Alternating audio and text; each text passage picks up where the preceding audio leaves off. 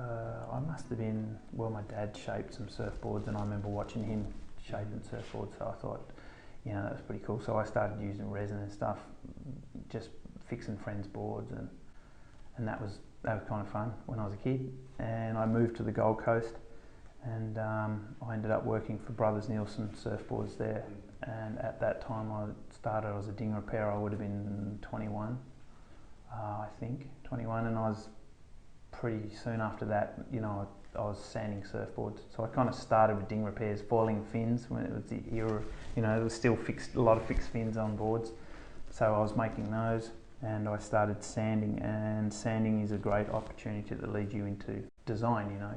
You start feeling what rails on good boards are like, and you see a lot of different shapers that, you know, you're finishing their product, so you get to feel a great feeling on how a board should feel.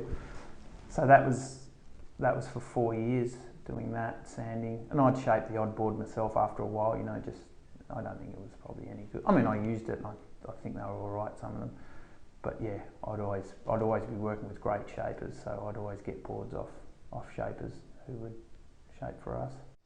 When I left Australia, I was 27 on a holiday, and I came over here, and I'd already met Belly in Australia, and I knew he had a factory here in Hossegor, and I ran into him when I was over here, and he said, yeah, do you want to, I had a British passport, so I was able to work in Europe, so he said, yeah, if you want to start February 2002, I think it was.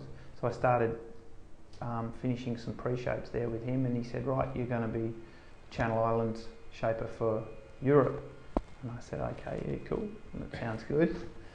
And that was 6 years with those guys, and that was really good experience. That was the best experience you could have. You know, I was working on their pre-shapes, you know, their designs, so and they were the best in the world, you know, some of the best designs in the world, so it was great to just see how they were, and then I started tweaking them, and then I was thinking, oh, I'll do some of my own designs and tweak them, and then it all got all mixed up, and we were using, you know, there was designs, and it kind of worked good, and that was when models really started to come of age.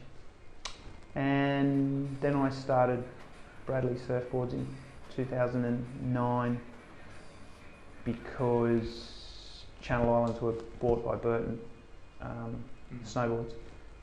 So I wasn't super keen to go and live in the States, you know, at that moment in time. You know, I had a house here, and I was like, oh, don't know what to do, and it was Belly and Pierre offered me the job to start Bradley Surfboards under the Quiksilver label, so that's how it started.